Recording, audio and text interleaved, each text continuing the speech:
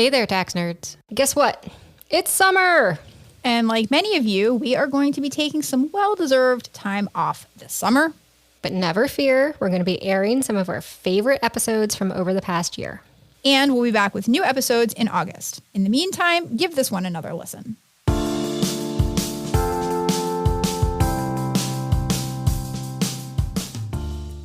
I'm Bridget Stomberg.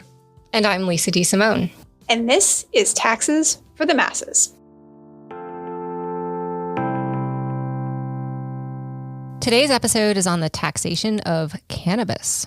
As of late 2024, 24 states and the District of Columbia have legalized marijuana for recreational use, and another dozen or so have legalized it for medicinal use. Yet it remains a controlled substance at the federal level. In today's episode, we discuss the tax consequences of legalizing marijuana.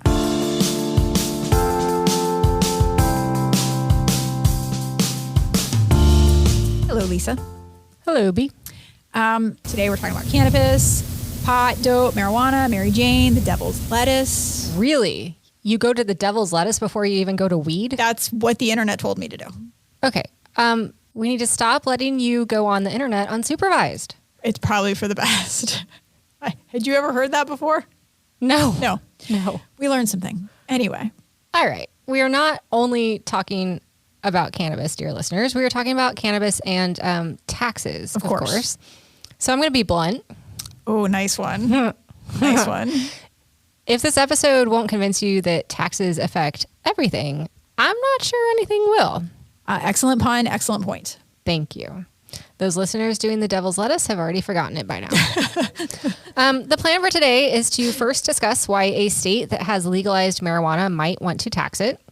Then we're going to talk about the different ways a state could choose to tax marijuana and the pros and cons of each. Okay, but first, terms. Are we sticking with cannabis? Are we sticking with marijuana? What's the word we're sticking with today? Yeah. So I actually Googled it. Oh. So anyone you looking can at go my on the search internet. history. Yeah, I can. Yes. My understanding is that cannabis is the appropriate botanical term because it can refer to the plants themselves or the products that are derived from the plants. Okay. And includes everything from like industrial hemp to medicinal or recreational marijuana products. Okay. I will say, though, that one other reason I found for using cannabis instead of marijuana is that there's some thought out there that marijuana is anti-Mexican in origin. Yes, I saw that as well. Did you? Okay, yeah. Washington State, for example, relabeled everything as cannabis in its state laws in response to complaints that marijuana was basically a xenophobic term. So we're going to try to stick with cannabis or Devil's lettuce. Devil's lettuce. We'll do what we can. Okay. First goal for the episode today is to address the question to you: why would a state that has legalized cannabis, weed, want to tax it? Well, I know an answer to that question without doing an ounce of research. See what I did there? I do. Good.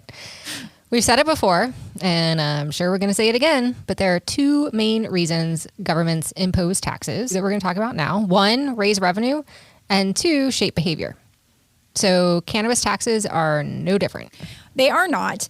We're going to draw a lot of our information from today's episode from a report out of the Tax Policy Center on the pros and cons of cannabis taxes. And those authors list 4 distinct reasons that states tax cannabis. And each of those reasons can pretty much all be tied back to those 2 objectives that you just talked about, raising revenue and shaping behavior. And on a scale from 1 to 100, how likely do we think it is that the folks who wrote that report at the Tax Policy Center use cannabis? Tax Policy Center? I don't know. I'm not going to comment on that. I mean, I'm basically asking if they're left of center or right of center. Yeah, heard. Understood. Okay. Okay. All right. Back to our reasons for taxing cannabis. Let's start with raising revenue. Arguing that cannabis taxes can fund broad government spending is often cited as a benefit of legalizing cannabis. So you bring it into the fold and you can tax it, you can raise revenues. Yep. The ability to generate a significant amount of revenue from a small portion of the population, which is money that can be spent to benefit a larger portion of the population, is, let's face it, a pretty compelling reason. And it has worked pretty well to convince voters to legalize. Yeah, it is compelling and it is effective. By some estimates, cannabis taxes have generated over $20 billion of tax revenue in total since Colorado and Washington first legalized the drug in 2014, so just about 10 years ago. That's a nice pot of cash. Tax collections were $3 billion in 2022 alone, and legalizing cannabis nationwide could generate over $8 billion annually in state tax revenue by some estimates. It's so popular that in some states like Colorado and Washington, again, who are at the forefront, cannabis tax revenues have actually exceeded other sin tax revenues from cigarette and alcohol sales. Wow, that's pretty cool. Yeah. Okay, next question. What do states spend the tax revenue on? And the answer? A wide variety of initiatives. In many cases, getting the drug legalized through ballot initiatives required earmarking revenue for causes that appeal to voters, especially those who would otherwise be unwilling to vote to legalize the drug. Yeah, I think that makes sense. So we see lots of spending earmarked for public education because we all love the kids. Arizona allocates about 1/3 of its cannabis tax revenue for community colleges. Oh, cool. Colorado allocates all of its cannabis tax revenue to public schools. And Michigan allocates about 35% to K through 12 education. I mean, it's just begging for signs around town saying, legalize weed for the kids. I mean, pretty much. Do it for the kids. Pretty much. Yeah, I love that.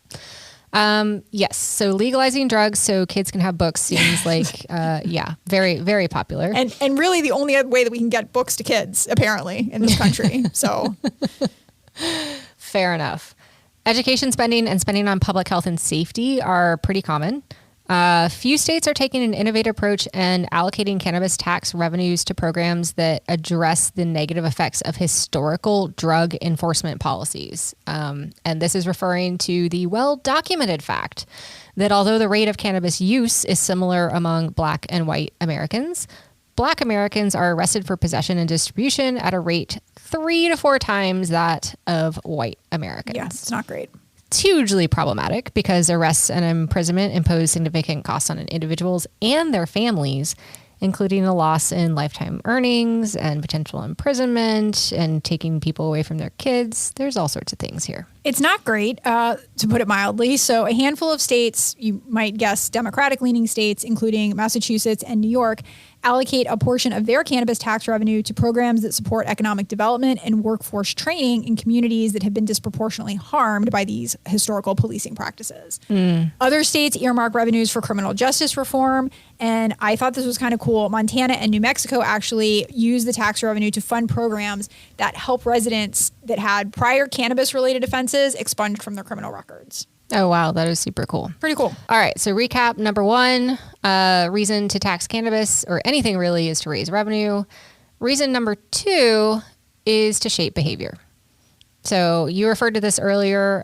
Cannabis taxes can be considered sin taxes, which means that in at least some instances, they're levied on legal but potentially harmful behavior. Here we're thinking about recreational use, I suppose, rather than medicinal use of cannabis. And the idea behind sin taxes, as we've discussed on a prior episode, is to make individuals who engage in the behavior internalize the cost of that external harm that they cause. Yeah, so for me, the easiest way to think about it is thinking about cigarettes. We know that secondhand smoke can cause lung cancer or other health issues even for non-smokers, and the cost of that is not embedded into the, quote, regular market cost of a pack of cigarettes. So cigarette excise taxes are partially meant to address that, quote, externality. But things are a little bit trickier with cannabis because although it can have negative side effects, particularly if it's inhaled in some way, it also has documented health benefits for users, in particular, a lot of mental health benefits. So to cleanly address the negative externalities would require separating the tax systems that apply to any potentially harmful or recreational use versus approved medicinal uses. And that comes with a whole host of administrative challenges. So maybe it's not that surprising that some states instead, they just use a portion of the tax revenue to fund drug education and prevention programs as an alternative way of allocating, the portion towards reducing negative externalities. Another way to target potentially harmful recreational use would be to tax the potency of the cannabis, because the risks and negative health effects of cannabis use have been shown to increase in THC levels. Sure. So a targeted tax on potency would potentially make more harmful products more expensive, which is kind of what you're trying to accomplish with a sin tax. Yeah, but that strategy poses its own set of problems, which we'll discuss in a moment. Okay, so hold up. Wait a minute. We started the episode by saying if you're going to make it legal, you should tax it. Mm-hmm. Does cannabis actually have to be legal in order for a state to tax it?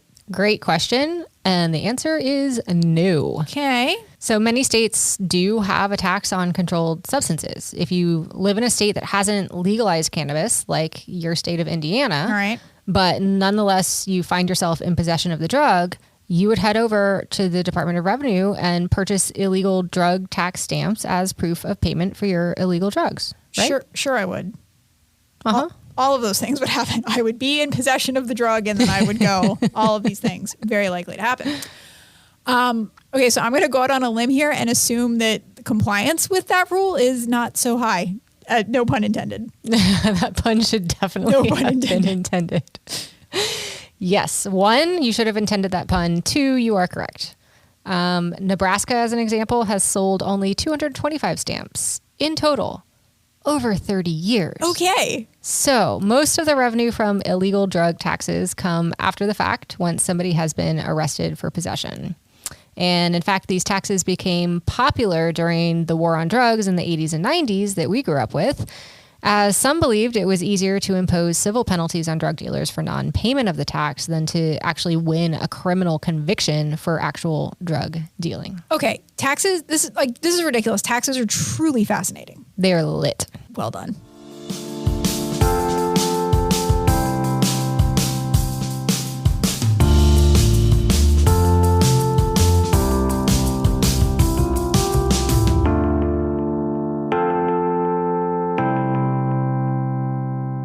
All right, we've explained why states tax cannabis. Now let's keep it rolling and talk about how. So there are generally 3 different types of cannabis taxes at the state level, and they all have their strengths and limitations. First, a percentage of price tax. Second, a weight-based tax. And third, a potency-based tax. And states can impose one or more of these taxes. So let's hit them all in turn. First up is the percentage of price tax, which, as the name implies, is a tax levied on the retail price of cannabis. It's paid by the seller at checkout, just like a sales tax, and is remitted to the state or locality by the seller. The difference between this and a sales tax, a general sales tax, is that the rates are typically higher. Okay. So, for example, in Washington state, the rate is over 35% of the sales price. Yowzer. And here I thought a sales tax rate of over 8% was high. Yeah, well, it is. And then 35% is like next level. The biggest strength of a percentage of price tax is that it's really simple to administer. Yep. Most states already have a general sales tax, so there's already the infrastructure in place to add this cannabis tax that works, as you said, effectively the same way, just at a different rate. So these types of cannabis taxes are the most common. The biggest con is that the state's tax revenue is tied to the price of the weed, which can jeopardize funding for earmarked causes. Over time, the retail price of cannabis tends to fall after legalization. For example, in Colorado, the price went from about $117 per ounce in 2014 when it was first legalized to just $44 an ounce in 2022. Wow. So that volatility makes it difficult to forecast tax revenues, and the decline means that the kids might not get the books from the people who smoke the weed. That seems like that was always going to happen. All right. So next up in the rotation, weight-based taxes. With these taxes, the cultivator weighs the product and remits the tax to the state. There's wide variation both within and across states as to what gets taxed and at what rate. Examples: Alaska taxes flour at $50 per ounce and leaves at only $25 per ounce. In Maine, those rates are only $20 and $6 respectively. Colorado and some other states compute an artificial cannabis price based on market conditions and assess the tax based on that. Would you like an example? Yeah, because I don't understand any of that. Okay. So let's say the price per pound of flour, and we're talking about FLOWER, not King Arthur, is $709. Colorado imposes a 15% tax on the estimated retail value of that pound. So a cultivator selling 100 pounds of flour would owe 15% on the estimated market value of $70,900, or about $11,000 in tax. Okay, so these weight-based taxes can be more predictable because they're not affected by market prices if they're designed using flat rates and not the Colorado method of taxing the hypothetical market value. Correct. The biggest con is that these taxes force governments and businesses to establish a process for an entirely new type of tax. And if that tax doesn't vary with market prices, which is what the government would want, then it essentially creates a fixed cost of entry for businesses, which can create barriers to entering the legal market. I see. Okay. Last up, the potency-based taxes. We said before the break that these types of taxes might most closely align with what one imagines when they think of a sin tax, because they're going to increase with the potential harm of the activity, right? More THC means more potential harm from smoking weed, which leads to more taxes based on a potency-based tax. So by design, the tax is intended to drive users to lower potency options. That's its biggest strength. But if you set the tax too high, states run the risk of driving users to the illegal market. Set it too low, and it becomes an ineffective deterrent. Yeah, and the biggest drawback of these potency-based taxes is that you have to develop a system to measure potency, which is neither easy nor cheap. No. A lot of the testing out there is pretty unreliable and subject to fraud. So perhaps not surprisingly, these taxes are the least common among states. But I will say that it does seem like a reasonable next step to require potency testing, whether it's for taxes or not, right? Yeah. It seems like some systematic way of testing and conveying potency of a product should be around. There's some pretty harrowing stories out there about people who, overconsume cannabis effectively because the products on the market, on legalized markets, are becoming a lot more potent than they used to be when we were kids. With the books. Yes. In high school, I think my brother hid his weed in a book. So it brings it all together. It's full circle. I love that. Cannabis is also, on top of all of these taxes we've just talked about, is also generally subject to the state's general sales tax. So from the buyer's perspective, considering the joint effects of cannabis taxes and general sales taxes, the total rate of tax can be quite high. We said Washington had about a 35% state excise tax, but it also imposes state and local taxes so that the all-in rate of tax on cannabis is close to 50% of the retail price. Yowzer. And actually, those are only taxes on the buyer. Correct. Right? Several states also impose a gross receipts tax on sellers. And these taxes can compound or basically create a pyramid scheme if they're assessed at multiple points along the supply chain. In California and New Jersey, gross receipts taxes are imposed on the cultivator, the distributor, and the retailer. And lest we forget federal taxes. Remember our good old friend Code Section 61?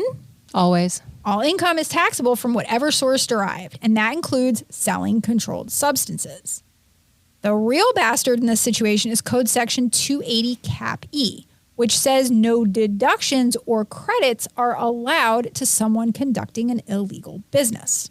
Yeah, that's right. So in true buzzkill fashion, the IRC is going to tax all income from cannabis sales, but allow very few deductions and no credits. You basically only get a deduction for the cost of goods sold.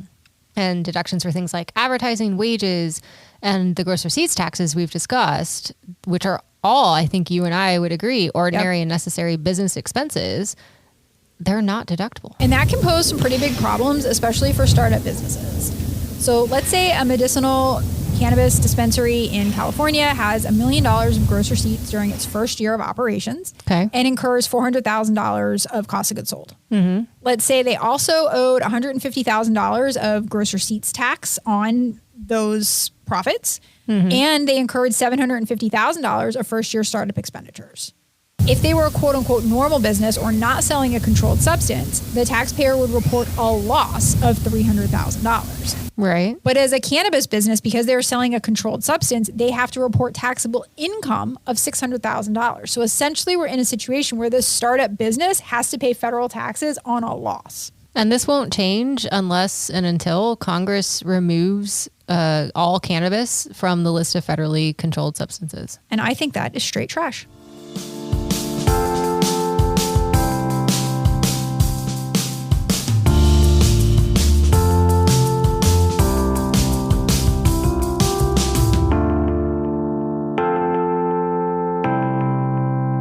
All right, time for the good, the bad, and the ugly. And I will start it off by saying I learned how to spell cannabis. Good. I'm not sure that's a skill you're going to need in life, but sure. I'm not a great speller, so I'll take the wins where I can get them. Okay, fair enough. I learned a lot about how tax revenues on cannabis are a growing source of revenues for states. I don't think I knew they were a big deal, but I don't think I knew how big they are. I didn't either. And for some reason, I thought that like things were not going as well in Colorado. Now I understand. Yeah. Maybe it's because the price is declining. So maybe that's the culprit, but it's definitely not because people aren't consuming. Yeah. And based on walking 6th Street in Austin on a weekend night these days, I'm going to go ahead and say that cannabis and tourism are complements. So legalizing cannabis and taxing it could also have significant spillover effects on like hotel taxes and restaurant activity. I mean, just think of Amsterdam, right? That's a really good point. I have them occasionally. That's my one for 2025. There you go. I'm done. I'm out. Okay. You're raising some interesting research questions here. Bad, I think, is like these business owners aren't doing anything wrong. They're selling something that has been legalized in their state, but the federal tax laws are putting them in a tough situation because they're forcing them to potentially pay taxes on losses, and they're making things really complex.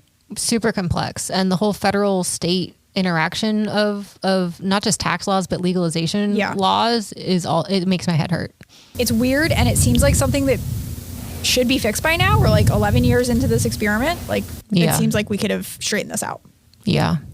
It's also sort of odd when you think about that federal state interaction that if Congress did make the change and they removed cannabis as a controlled substance, it might actually reduce federal income tax revenue because now these businesses could actually take the deductions and some credits. And so there might be, less taxable income and less tax. But, they could probably offset that if they had like a federal excise tax or something like that on cannabis. Excellent point. I just think this is like a really interesting topic because we always talk about like the unintended consequences and the spillover effects and how hard it is to design effective tax policy. And I feel like this episode was just like a very glowing example of how hard it is to do something right. Yeah, I agree. How about the ugly? Yeah. And this one, it's mind blowing to me. Like banks don't want to do business with dispensaries or cultivars or anyone because they don't want to be seen as aiding and abetting a federal crime. So like all these shops that you see, dispensaries, whatever, like they have a really hard time finding a bank to bank with and to manage their money.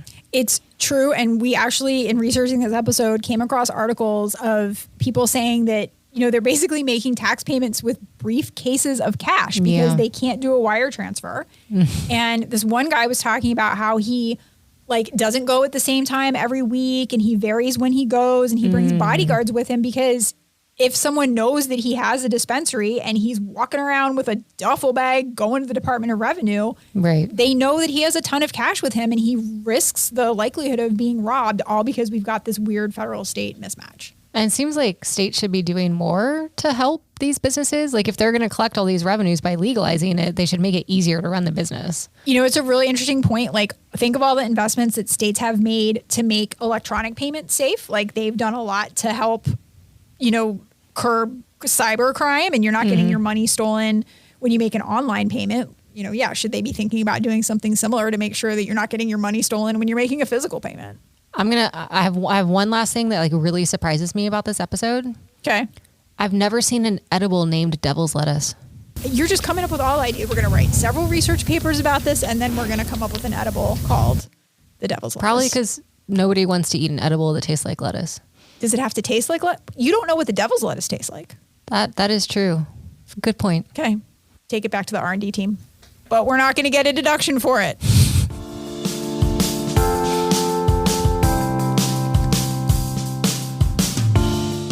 Well, that's all we have time for today.